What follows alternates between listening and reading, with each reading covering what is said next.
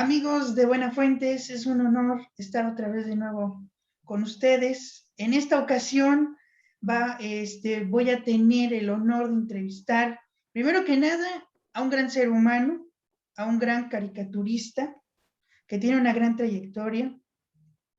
En 1996 y en el 2002 recibió el Premio Nacional de Periodismo. Asimismo, trabaja en La Jornada, con sus grandes dibujos, es un gran crítico político. Asimismo, actualmente es conductor del gran programa de televisión El Chamuco TV, y pues es un honor tener al gran monero Antonio Helguera. Es un honor. Hola, pues muchas gracias por la entrevista. Te agradezco mucho tus palabras hacia mí. No, pues el honor es mío tenerlo aquí, como se lo dije antes de entrar al aire, pues es un honor entrevistarlo, admiro mucho la revista, aquí tengo algunos números de la revista del Chamuco, nunca me la pierdo, y este gran libro que me gusta mucho de usted, y Okay. de usted y de todos los chamucos. Y bueno, primero que nada me gustaría preguntarle, ¿a qué edad empezó con su carrera de monero y caricaturista político? Pues yo empecé a hacer, a mí me gustaba mucho la caricatura, el dibujo, la ilustración, la caricatura y la caricatura política me llamaba mucho la atención. Yo empecé a hacer mis primeros dibujos para mí mismo, pues como a los 17 años. Pero luego fui a pedir trabajo como caricaturista ya formalmente. En cuanto cumplí 18, fui a el periódico El Día. Llevé una carpeta de los trabajos que había estado haciendo en ese último año y pues para mi sorpresa, porque realmente no me lo esperaba, me contrataron. Me contrataron para hacer caricaturas en la sección internacional del periódico. Claro, era un periódico con pocos recursos y el sueldo era bajísimo. No podían darse el lujo de contratar a un caricaturista de renombre. Entonces, pues les vino bien que llegara yo por ahí, porque pues me pagaban muy poco, lo cual es lógico cuando empiezas. En ese periódico, en El Día, que había vivido épocas mejores, pues había colaborado Rogelio Naranjo en una época, ¿no? En los años 60, cuando ese periódico nació en el 62, si no mal recuerdo, y Naranjo a los inicios de su carrera colaboró ahí también. Pero bueno, ese periódico decayó muy pronto, no tenía gran circulación y no tenía grandes recursos. Ya para esa época en que yo fui a pedir trabajo ahí, pues existía ya el Uno más Uno, que en ese momento era el gran referente del periodismo. Entonces era un periódico un poco en decadencia y no tenían muchos recursos, pero a mí me dio la oportunidad de empezar mi carrera ahí. Y después, platíquenos, cómo conoce al maestro Fisgón y cómo conoce a Hernández y al monero Rapé, cómo empieza Bueno, esa relación. yo antes de ir a pedir trabajo al día, eh, yo era amigo de Rocha, que también es Ujú. caricaturista de La Jornada, desde la infancia, nos habíamos conocido en la primaria y a los dos nos gustaba dibujar desde chicos. Pero él tenía una vocación muy clara y él empezó a dibujar pues desde muy joven y empezó a publicar pues desde los 16 o 17 años, algo así. Empezó a publicar en La Garrapata, que era como el Chamuco de aquella época. Ujú. Era una revista que había fundado Rius en los años 60, tuvo 13 épocas. En la tercera época es donde Rocha empezó a colaborar. En esa época era una gran revista, esto fue a principios de los años 80, digamos, como en del 80 al 82, algo así. Era la tercera época de La Garrapata. Y era muy buena porque en esa época colaboraban en la revista, pues, caricaturistas como Naranjo, Helio Flores, Sergio Arau, Manuel Ahumada, El Fisgón, y muchos otros, y era una revista realmente muy buena en su época. Ahí creo que empezó él a colaborar, Ujú. Eh, y como conoció a Sergio Arau es el mismo que después fundó Botellita de Jerez. Sergio Arau ya actualmente dejó la caricatura, pero en esa época publicaba no solo en La Garrapata, sino en el Uno más Uno, y además tenía un taller de grabado en su casa. Se había asociado con Rocha para hacer ese taller de grabado, y Rocha me contrató para imprimir grabados con ellos. Ese fue mi primer trabajo. Me enseñaron a imprimir grabados, tenían una maquinita ahí para imprimir grabados, me pagaban un poquito tenían 3 impresores ahí o 4, y yo era uno de ellos. Y ese fue mi primer ingreso en el taller de grabado de Sergio y de Rocha. Y bueno, ahí empecé de por sí me gustaba la caricatura y bueno, pues con ellos dos ahí trabajando de cerca, pues me sentí mucho más atraído. Y un día hubo una reunión ahí en casa de Sergio Arau, llegaron pues los caricaturistas del momento que publicaban en el suplemento del Uno más Uno que se llamaba Más o Menos, el primer suplemento de historieta puramente nacional, porque los periódicos en esa época y épocas anteriores lo que hacían era contratar para los suplementos dominicales las historietas extranjeras, ¿no? Eh, que se hacían sobre todo en Estados Unidos. Entonces el Uno más Uno con Magú tuvo la iniciativa y la idea de crear el primer suplemento de historietas mexicano que coordinaba Magú, y ahí es donde empezaron a aparecer los que después serían pues, los moneros más importantes, ¿no? El Fisgón, Sergio Arau, Manuel Amada, Rocha. Gis empezó a publicar ahí, Gis solo, sin Trino, Trino llegó después. Eh, entonces te decía, hubo una reunión en casa de Sergio Arau y llegaron varios de ellos. Llegó, ahí conocí a Ahumada, al Fisgón, Ujú. etcétera, y platicando con el Fisgón, pues yo le dije que me gustaba la caricatura, que me llamaba mucho la atención. Yo tenía 17 años en ese momento. Y el Fisgón me dijo que estaba impartiendo un taller de caricatura.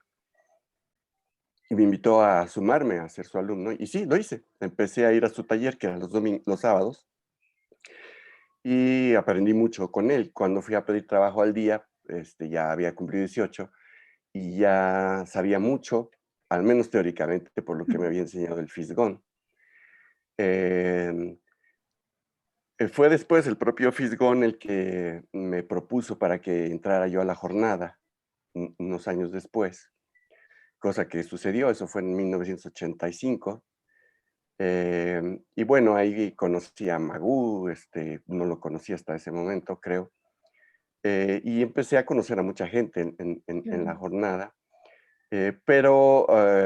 Bueno, ahí conocí a José Hernández, pero él no era monero del periódico propiamente, sino ilustraba el suplemento de la jornada semanal o en la jornada libros. La jornada semanal aún sale los domingos en la jornada.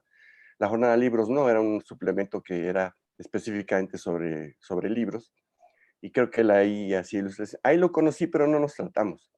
No fue Mm. sino hasta 1994, 95, que con Rius, el Fisgón y yo sacamos el Chahuiztle, la revista del Chahuiztle, y José se acercó a nosotros porque quería colaborar en la revista, y bueno, así fue. Y de hecho ahí es cuando realmente empezó su carrera como caricaturista político en el Chahuiztle, que después se convirtió en el Chamuco. Em, y respecto a Rapé, ya cuando estábamos en el Chamuco, pues no sé, en algún momento de los 90, pon tú, sería 96, 97, Mm. Rapé nos mandó colaboraciones suyas, él es de Jalapa y él había conocido a Helio Flores, el gran Helio Sí, Flores allá, que también es de Jalapa. sí, sí, no lo platico. Ajá, y era su gran inspiración, y entonces nos mandó unos cartones muy interesantes y lo invitamos a colaborar con nosotros.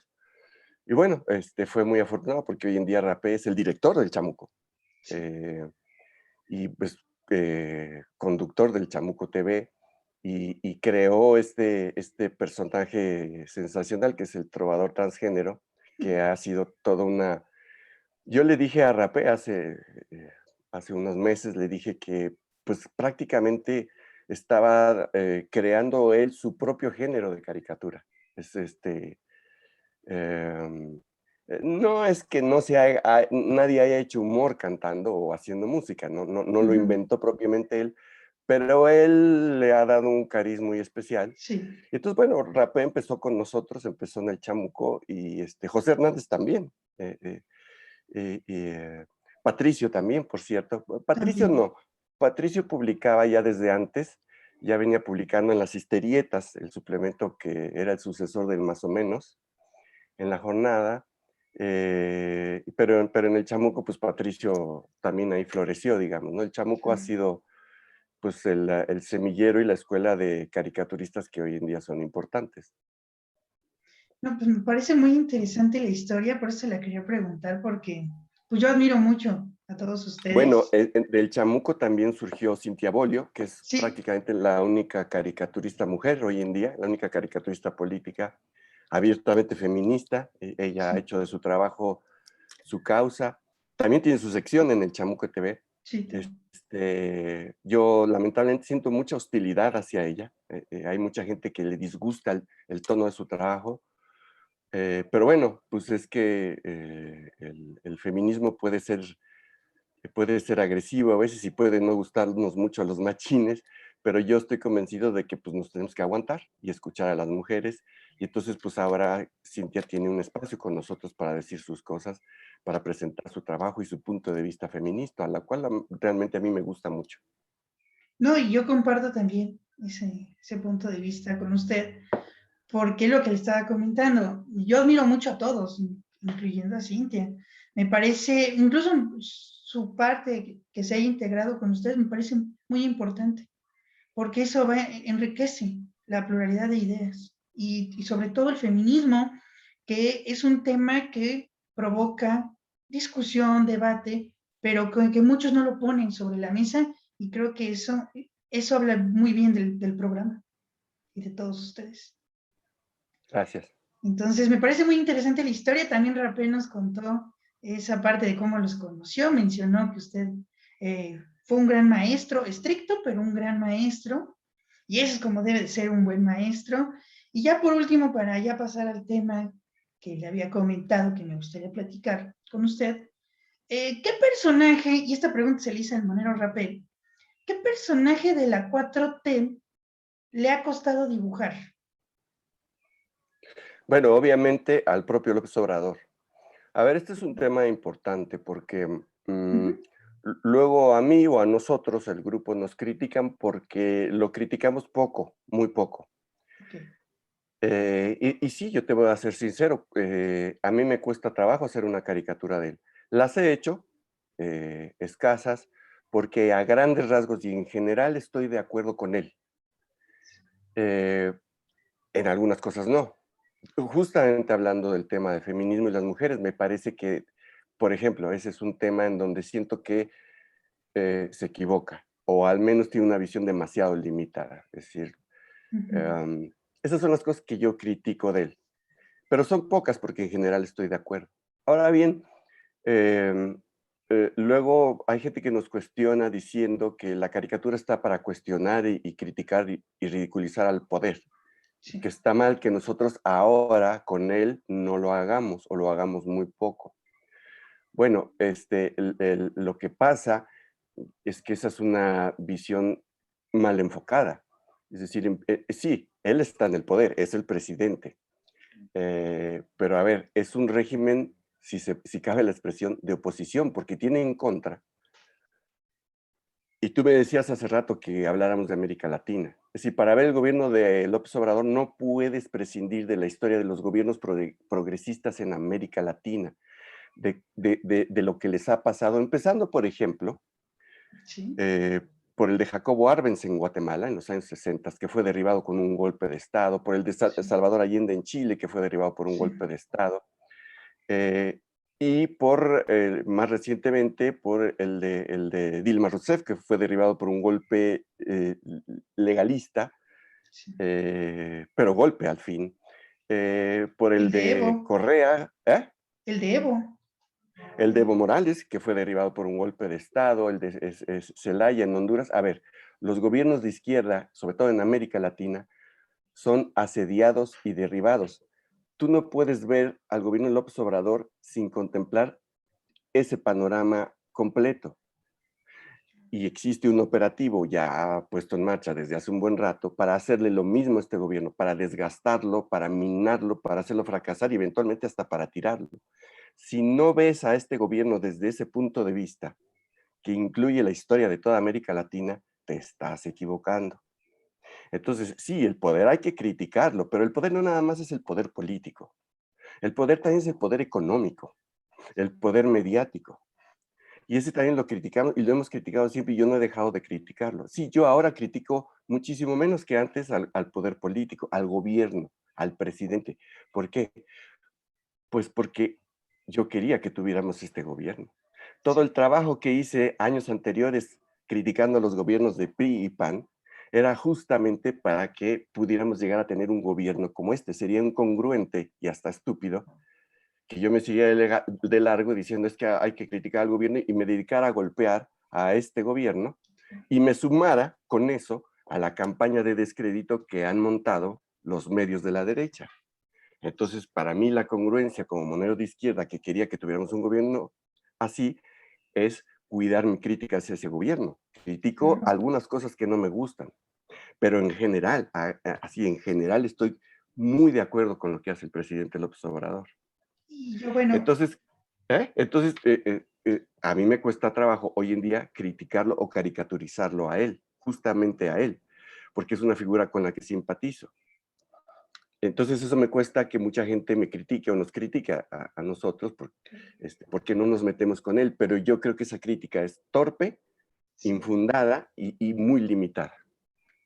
sí, y yo, bueno, quería hacer hincapié me gustó mucho lo que dijo, no me acuerdo si fue el año pasado o el antepasado, en una feria de libro, en la Brigada para Leer en Libertad, en donde digo, ¿por qué voy a criticar a un gobierno con el que estoy de acuerdo? O sea, ¿por qué voy a criticar a lo tonto a un gobierno con el que soy Exacto. simpatizante?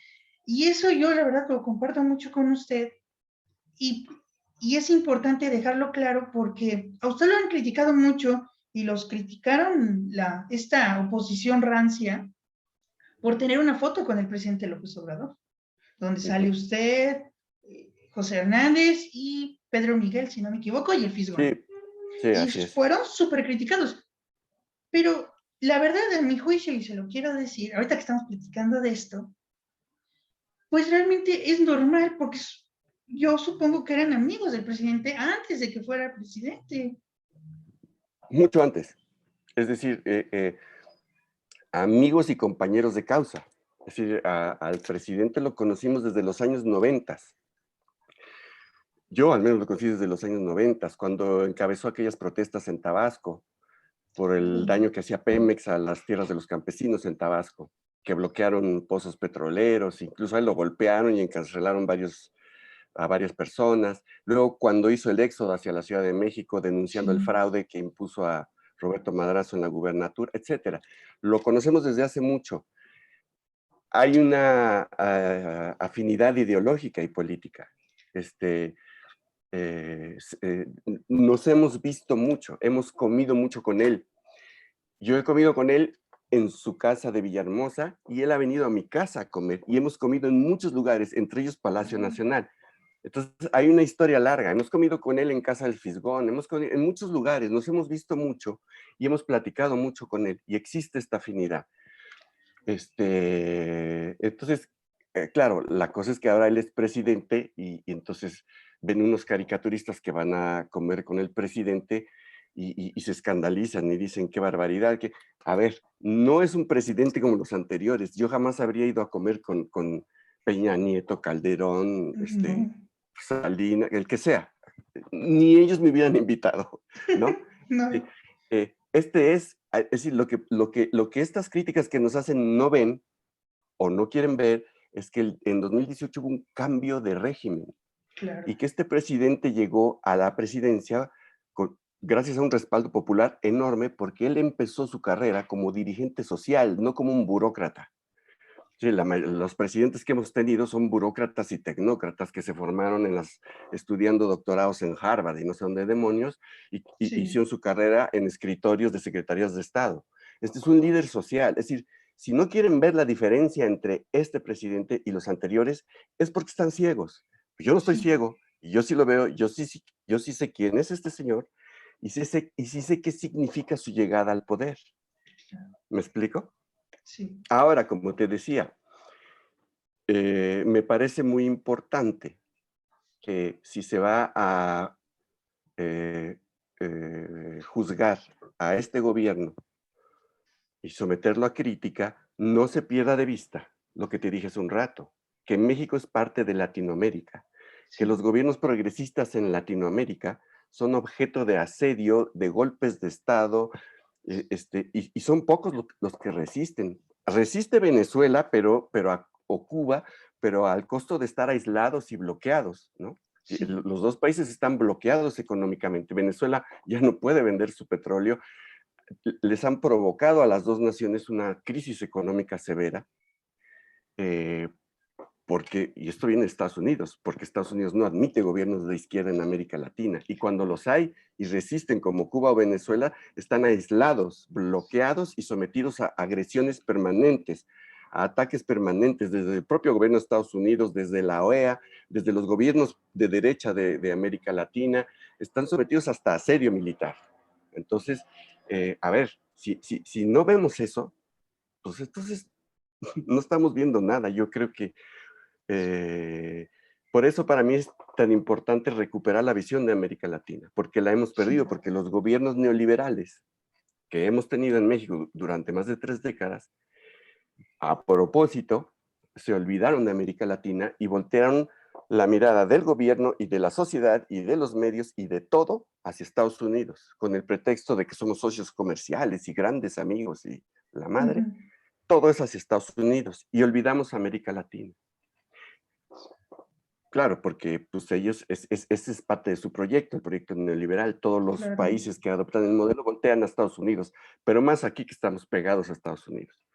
Error, hay que regresar la vista hacia América Latina y entender la historia de América Latina y entender que somos parte de América Latina, no de América ujú, del Norte. O sea, geográficamente sí somos parte de América del Norte sí, y como parte del Tratado de Libre Comercio, pero en realidad, cultural, histórica y políticamente, somos parte de América Latina. O sea, si negamos eso, estamos suicidándonos y dejándonos solos en manos pues, del imperio. Eso fue lo que hicieron los neoliberales, entregar el país al imperio. y antes de hacerle la siguiente pregunta, me gustaría comentar que, bueno, tiene razón, ¿no? Esta perspectiva neoliberal que empieza con el Tratado de América del Norte, ¿no? El TLC, con Salinas de Gortari, y vemos también cómo se fortalece, ¿no? Con la llegada de Felipe Calderón, que fue impulsada por Estados Unidos para poder integrarnos a una, valga la redundancia, una integración ya no nada más política ni económica, sino también geoenergética, una integración geoenergética como el ASPA, nos Y empiezan a militar, entregar, y militar y con la militar, iniciativa Mérida. y con la iniciativa Mérida, y nos empiezan a sesgar la vista para no ver América Latina, como usted menciona, el golpe de Estado que sufrió Allende, pero también en Guatemala, si no me equivoco, también sufrió un golpe de Estado con este. Varios, muchos. El primero, bueno, no el primero, el más connotado es el de Jacobo Arbenz en los 60 porque ese sí era un Sí, gobierno de izquierda. Después hubo más golpes de Estado en Guatemala, no necesariamente contra gobiernos de izquierda, porque ha habido golpes de sí, Estado en América Latina contra gobiernos que no necesariamente eran de izquierda. Por ejemplo, sí, en Chile sí, contra Allende, ese era un gobierno claramente de izquierda, pero 3 años después, en el 76, el golpe de Estado en Argentina contra María Estela Martínez, viuda de Perón, el gobierno de la señora Perón no era de izquierda, para nada, pero se lo tiraron, porque había una agenda impulsada desde la CIA y desde la Secretaría de Estado de Estados Unidos de imponer estas dictaduras para meter el modelo neoliberal que estaba, para experimentar el modelo neoliberal, que claro, implicaba un control de la sociedad estricto y brutal, represivo, que fue lo que hicieron en ambos países, en Chile y en Argentina, imponer este modelo de privatización, de control político, de control salarial, de destrucción de los sindicatos, etcétera, de todos los movimientos sociales para imponer el modelo social y económico que es el neoliberalismo. Para eso fueron los golpes de Estado en Chile y en Argentina en los años 70 y los que vinieron después, porque hubo muchos en Bolivia, Uruguay, Paraguay, Brasil, etcétera, etcétera. Y en todos estos lugares, estos países donde se impusieron estos regímenes militares, fue para imponer este modelo económico del cual nos estamos tratando de deshacer todavía hoy en día, pero todavía estamos luchando contra ese modelo. No está derrotado. Y de hecho sigue siendo muy poderoso porque es el poder de las transnacionales, es el poder del dinero, es el poder de Wall Street. Contra eso estamos luchando. Eso es lo que se Claro. pierde de vista. No, yo quería mencionar, pero nada más que tuve un shock así como, no sé, espiritista, quería mencionar sobre el golpe de Estado que le hicieron a Manuel Zelaya, Claro, también. que fue actual. Hoy también no hay que olvidar que también derrocaron de cierta manera a este Fernando Lugo en Paraguay. Sí, sí, sí. También lo Y no derrocaron. necesariamente que fuera que Lugo fuera muy de izquierda, que de hecho Uh no -huh, lo era, uh pero -huh. es la lógica, te digo, no necesitas tener un gobierno muy de izquierda para que lo tiren de un golpe, simplemente Claro. con que esté ligeramente alejado de la lógica de la oligarquía local de ese país y no tenga la simpatía de Estados Unidos, basta con que estructuren un golpe de Estado para tirar a ese gobernante sin que ni siquiera sea de izquierda. Fíjate nada más. Claro, si el gobernante es abiertamente de izquierda, entonces sí, olvídate, ¿no? Eh, el asedio y el intento de golpe va a ser inevitable. Eso, pues, eso es lo que yo temo que pase en México. Claro. Insisto, si no ves eso, si pierdes eso de vista, no, o sea, estás perdido. Pero mucha gente lo pierde de vista. ¿Por Claro. qué? Pues justamente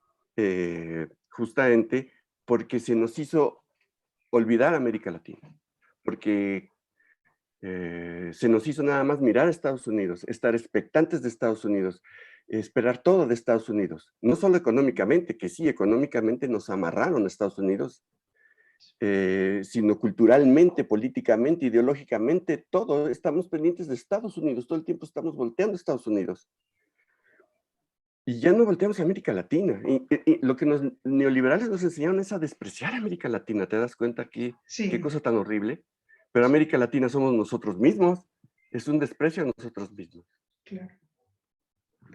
Sí, porque los argentinos, por ejemplo, los guatemaltecos, todo Centroamérica, pues no son ellos, somos nosotros, son una parte de nosotros, todos ellos. Entonces, yo sí concuerdo con esa parte y por eso le había comentado que quería rescatar esta parte, porque yo le quiero preguntar, ¿usted cree que estamos viviendo otra oleada progresista?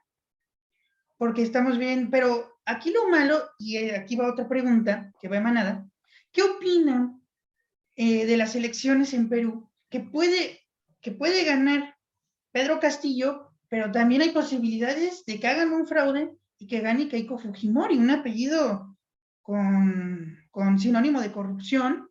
¿Qué opina? Y también, ya para meter este paquete, la victoria de Lazo, del banquero Lazo, que llega a Mira, la agenda neoliberal. este es el drama de América Latina.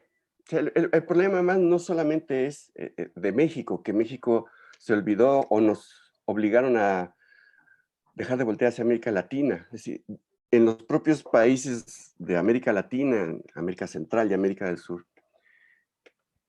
hay muchos latinoamericanos no voltean a verse a sí mismos y no entienden su circunstancia. Entonces el drama de América Latina hoy en día es que se debate entre dos posibilidades. Lo hemos visto ya en Argentina y lo estamos viendo en Bolivia, o es el dilema en Perú, por ejemplo, o en Ecuador. Hay dos modelos, los gobiernos progresistas y nacionalistas que van a ser asediados, atacados y desprestigiados y derribados, o regresar a los gobernantes brutales neoliberales.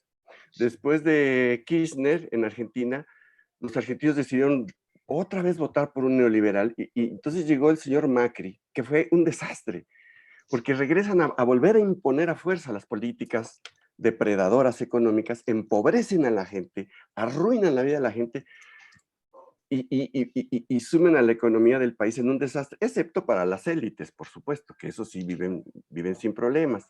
Sí, Entonces, después Argentina optó por regresar a la izquierda y ahora tienen a Alberto Fernández, y en Argentina en estos momentos hay un operativo igual al que sucede aquí, de ataque contra el gobierno desde los medios de la derecha organizándose para derribar al gobierno, etcétera. El tema de... em, el tema de Perú es muy importante porque hay esta disyuntiva exactamente. Regresar a la brutalidad de Fujimori, un gobierno neoliberal criminal. O sea, porque la hija representa lo mismo que el papá, es obvio. O corruptos. optar por un dirigente social, ¿cómo se llama este señor, el candidato de izquierda? Pedro Castillo. Castillo, ajá, un hombre que es maestro, creo que viene del pueblo, en ese sentido sería muy similar a López Obrador, o a Evo Morales. Sí, Pero si llega a ganar este señor, ya sabemos lo que le van a montar, lo van a tratar de tirar, le van a tratar de hacer un golpe de Estado, le van a meter toda la maquinaria mediática para desprestigiarlo, etcétera. Pero si gana Fujimori, es el desastre. Es lo que pasa en Colombia, que tienen un gobierno neoliberal brutal, brutal. con Iván Y Duque. por imponer estas lógicas económicas que nada más benefician a una pequeña minoría y arruinan la vida de las grandes mayorías. Ahora hay un levantamiento social enorme en Colombia que el gobierno pretende resolver con represión y muerte. Bueno, ese es el drama que ahora vivimos. Si México regresa a los gobiernos neoliberales, no Toco te quiero madera. decir, no te quiero decir cómo nos va a ir. Entonces, en América Latina vive este drama. Escoges por un gobierno progresista y nacionalista, pero que va a ser atacado brutalmente, o votas por los neoliberales que te van a arruinar y te van a empobrecer y vas a acabar en las calles Sí, protestando y la policía matándote. Entonces, claro. claro, la opción es votar por lo ideal es que toda América votara por los gobiernos de izquierda progresistas y crear un bloque latinoamericano progresista que realmente ya pueda resistir a Estados Unidos, a la CIA, a la DEA, al Departamento de Estado, a las Mm, corporaciones transnacionales y a las corporaciones mediáticas que son los que se vienen contra los gobiernos progresistas. Si hubiera una cantidad grande de gobiernos de izquierda en América Latina y se formara un eje progresista, entonces sería ya posible hablar de un cambio importante a nivel mundial, ya no solamente de América Latina. Ese es el momento histórico en el que se cuenta América Latina y México, dentro de América Latina. no, y es importante lo que menciona, porque en este espacio que se llama De Buena Fuente, es un espacio de Internet en donde nos dedicamos al análisis geopolítico y también nacional e internacional.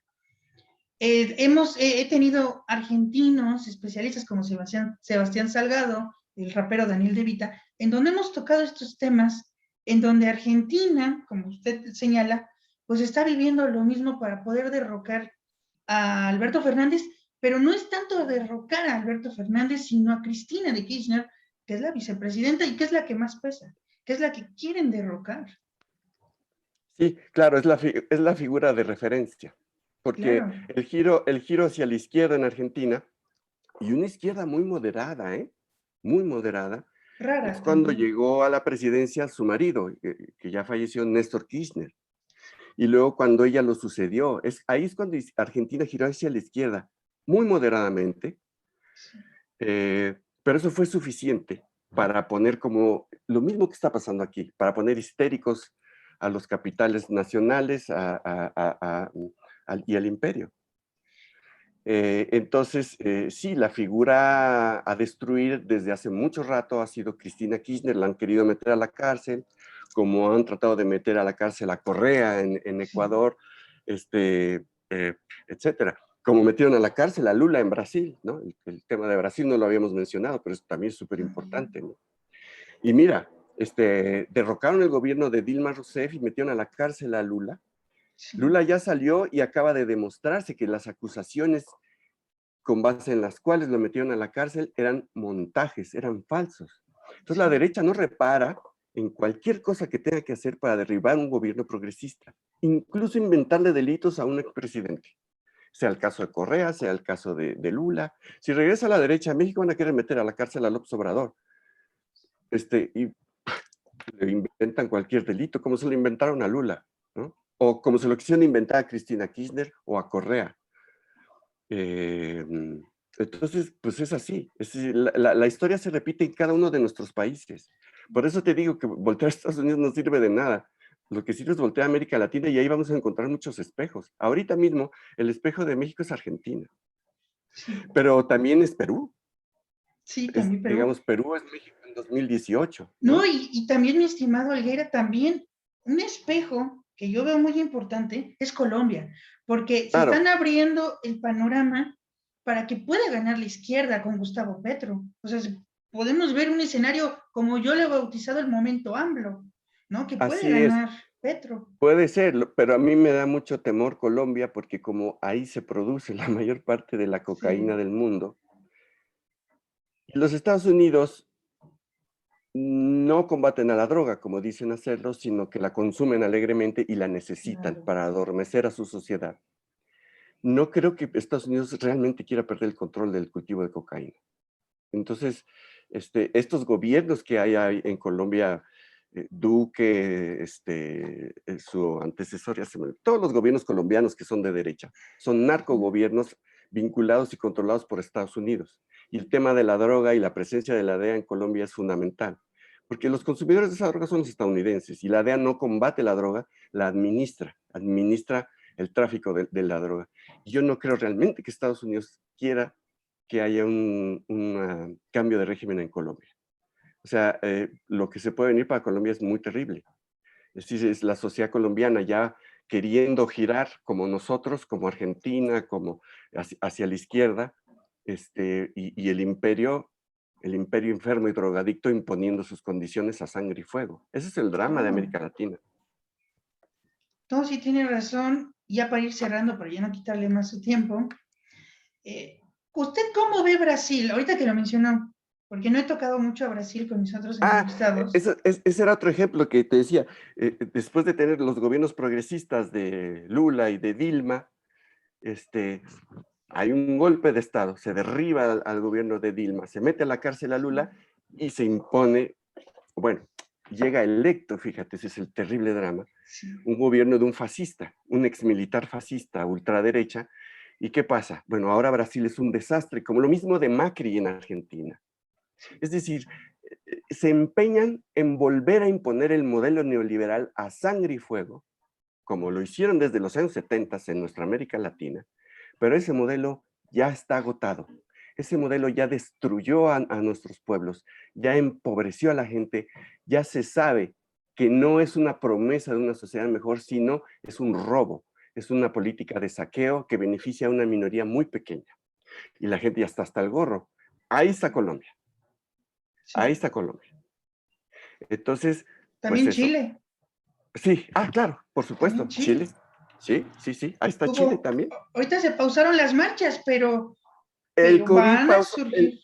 el COVID le ayudó al gobierno de Piñera a aplacar le vino como, ay sí, fíjate, como anillo al dedo. El año pasado le vino perfecto a Piñera el COVID para que bajaran porque estaba pasando lo mismo que en Colombia ahorita. Y también a Pero Colombia mira, se no solamente pausaron. en América Latina, el COVID también aplacó la efervescencia social que había en Francia, ¿eh? ¿Te acuerdas? Sí, Los también los chalecos chalecos amarillos. amarillos. Ajá, que estaban enfrentando en realidad a un gobierno neoliberal, Sí, es de neoliberal. políticas económicas muy agresivas. Y el COVID también le ayudó al gobierno francés a bajarle, es decir, no solamente es América Latina, hay una crisis en el mundo del modelo neoliberal. La Sí, sociedad ya está harta de ese modelo, ya destruyeron las sociedades, las economías locales, ya se enriquecieron brutalmente un puñadito de personas en el mundo y arrojaron a la miseria al resto de la humanidad, y ese resto de la humanidad ya está harto y ha empezado a explotar. De veras, el COVID le vino fantástico a varios gobiernos de derecha, como el de Chile y el de Francia. Pero ahora reventó en Colombia y así va a seguir siendo. Entonces la gente revienta así en las calles como en Colombia o revienta civilizadamente como en México en 2018 votando masivamente por un candidato de oposición. Ese fue también una rebelión social súper pacífica y civilizada. Y es sí, muy bonito que hayamos tenido algo así en México. O sea, claro. una votación histórica para elegir con una mayoría aplastante a un presidente sin romper ni un vidrio, sin Sí, hacer nada más que ir a depositar una boleta, sin necesidad de salir a las calles a enfrentar a la policía y la represión ni nada, ni agarrarte a golpes con nadie, simplemente marcando una boleta. En 2018 los mexicanos hicimos una verdadera revolución. Sí, pacífica. Así es. Pacífica. Y yo quería comentarle, porque yo tengo un escenario para Brasil. ¿Usted cree que Lula da Silva, si se postula, claro, puede ganar y podemos ver un espejo oscuro, como lo vimos en Estados Unidos, la toma del A ver, Capitolio con Bolsonaro que diga, no reconozco? no estoy seguro. No Ujú, estoy seguro porque, es decir, lo de Brasil es muy complicado. Está claro, toda esa estructura que derribó al gobierno de Dilma y que lo metió a la cárcel, ahí está.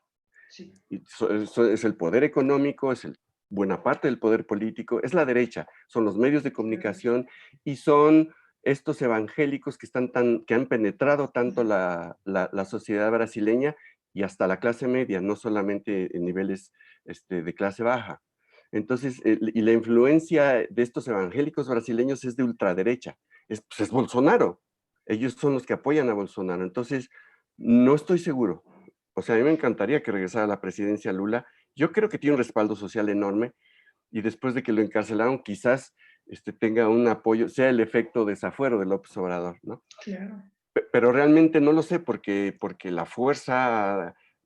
las fuerzas que derribaron a su gobierno y al de Dilma y que pusieron a Bolsonaro y que tiene el control de muchas estructuras, empezando por los medios, ahí están y no quieren que regrese. Entonces, no lo sé, es difícil preverlo. Sí, porque incluso Bolsonaro, cuando le hicieron, bueno, cuando pasó lo del Capitolio con Trump, de que Trump estaba diciendo que le hicieron fraude electoral, Bolsonaro, yo vi en una entrevista que él dijo, es que la izquierda me va a hacer lo mismo, me van a quitar el poder así, y yo siento que él ya está preparando ese escenario, porque veo que en las Sí, marchas ya lo está diciendo, sí. Y está, la derecha es violenta. Y hay sí, otro elemento que no hay que olvidar, claro. los ejércitos. Los ejércitos latinoamericanos, y ahí sí hay una diferencia importantísima con México. Los Ujú, ejércitos latinoamericanos desde la colonia son ejércitos controlados por la minoría criolla, la minoría blanca. Las élites de estos países desde la colonia eran los altos mandos militares, los blancos. Los soldados rasos, pues sí, es la gente de abajo, los más morenos. Y ujú, así sigue siendo en la mayoría de los países de América Latina. Eso ya empezó a cambiar o ya cambió en Venezuela, porque eso lo entendió muy bien Chávez y cambió la estructura militar en Venezuela. Pero en la mayoría de los ejércitos latinoamericanos, los ejércitos latinoamericanos siguen siendo enclaves de la minoría criolla y de las oligarquías, de las clases altas, pues, de los ricos. claro. Los militares de alto rango vienen de las familias más ricas. Eso no sucede en México desde la Revolución, así fue hasta el Porfiriato, y la Revolución terminó con eso. La Revolución, una de sus grandes virtudes, y es de las menos conocidas, es que volvió al ejército mexicano un ejército del pueblo. Aquí no hay esa estructura racial y clasista en el ejército. El ejército viene de abajo. En México el ejército viene de abajo para Sí, arriba y en el resto de América Latina es de arriba para abajo. Esa es la enorme diferencia. Por eso en México no ha habido golpes de Estado desde Madero, ¿no? sí, Entonces, pero en estos países los ejércitos siguen siendo controlados por las oligarquías locales. claro. Y son ejércitos que ya dieron golpes de Estado, que ya tomaron el poder por la fuerza con los militares, ¿no? Es Claro. decir, Brasil es uno de los países que tuvo una de las dictaduras más bestiales en América Latina. De hecho, Dilma Rousseff misma había sido presa política y torturada por los militares, ¿no? Sí. Entonces, bueno, los golpes de Estado militares ya no sirven tan bien. Ya está el caso de Bolivia, el golpe contra Evo, como no tuvo respaldo popular, como ya son muy mal vistos, Claro. ya fracasan. O sea, lo de Bolivia es notable porque es un golpe de Estado militar que fracasó. Sí. Pero eso no quiere decir que no pueda haber países donde aún quieran hacerlos y donde eventualmente hasta tengan éxito, ¿no? Entonces, los ejércitos latinoamericanos siguen siendo una amenaza. También es el caso de Argentina, ¿no? El ejército argentino es de terror, ya lo sabemos, pues. No se diga el Sí, chileno, pues es que casi todos. pues sí. Pues mi estimado Elguera, pues fue un placer tener esta Nada más lo plática. último, porque Sí. esas élites militares están formadas por Estados Unidos en la Escuela de las Américas y estas escuelas militares que Estados Unidos especialmente creó para formar a los líderes militares latinoamericanos, para tener justamente el control de esos ejércitos y poder desencadenar un golpe de Estado donde se les plazca, cuando les plazca y a la hora que quieran. Ya, eso era todo. No, está muy bien. Yo lo quería decir, ¿con qué cerramos de esta plática? ¿Cuál es su último, lo que quiere agregar? Pues Y yo estoy con este rollo últimamente, voltear hacia claro, América Latina y sobre todo claro, hacia la historia reciente de América Latina, a esto, a esto que estamos hablando. Volteemos claro. hacia eso. Es un espejismo estar pendientes de Estados Unidos. Que si Trump nos odia y nos detesta, que si Biden es más buena onda, que si los mexicanos nos van a deportar o que si nos van a usar en las campañas políticas cada que hay elecciones en Estados Unidos, o que si va a haber una reforma para legalizar la inmigración en Estados Unidos y que si, a ver, sí es importante estar pendientes de Estados Unidos, pero no de lo que hace el gobierno de Estados Unidos ni lo que hace el establishment de Estados Unidos, sino de lo que hacen los mexicanos que viven allá. Sí, De eso sí, sí, y de tener vínculos con ellos, sí, pero los gobiernos neoliberales no hacían eso. El vínculo era con las élites económicas y con el gobierno. Si vamos a claro, voltear hacia Estados Unidos, volteemos hacia los millones de mexicanos que viven allá, de primera, segunda, tercera generación. claro. Volteemos hacia ellos y luego volteemos hacia abajo, hacia América Latina. Eso es lo único que yo Sí, diría. sí. No, pues, y para que nuestro público tenga un panorama más amplio, pues yo les recomiendo que lean el libro de Eduardo Galeano, Las venas abiertas de América De Latina. América Latina. Sí, señor, gran recomendación. Entonces, pues como lo digo, fue un placer tenerlo. ¿Dónde No, tío, lo...? te agradezco mucho, me gustó encontrarte y ver que eres una persona muy informada, muy consciente. Gracias. Me da mucho gusto haber platicado conmigo y pues me quedo a tus órdenes. No, pues el placer es mío. ¿Y dónde lo pueden seguir, Bueno, yo mi publico en La estimado? Jornada, publico en la Claro. revista Proceso, estoy en el Chamuco TV, en Canal 22, Canal 11 y TV UNAM, y en la revista El Chamuco. Ahí estamos. Perfecto. Y hoy tienen programa y tienen un buen invitado. Entonces invito a mi público que vean el Chamuco Sí, así es, a las 20:30 en Canal 22. en Canal Vamos a hablar 22. de, vamos a hablar de estas ONGs de derecha de Claudio X González y el financiamiento que recibe justamente de organizaciones fachada de la CIA de Estados Unidos. Oh, no, pues excelente tema. Entonces, pues no se lo pierdan.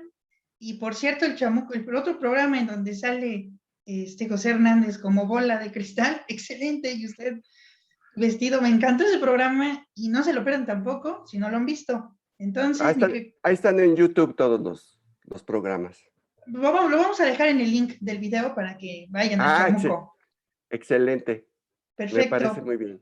Pues un placer y a mi público, pues fue un placer que nos hayan visto y nos vemos en otra entrevista con Guadalupe Correa, que vamos a hablar con ella sobre su penúltimo libro, Los Zetas Incorporation. No se lo pierdan.